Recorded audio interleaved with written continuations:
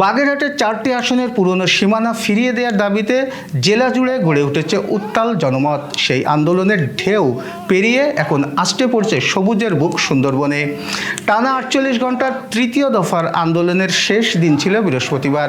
তবে দাবি পূরণ না হওয়ায় আন্দোলনকারীরা আশঙ্কা করছেন রোববার থেকে আবারও হতে পারে নতুন করে হরতাল অবরোধ, তবে এবার আরও দীর্ঘমেয়াদে।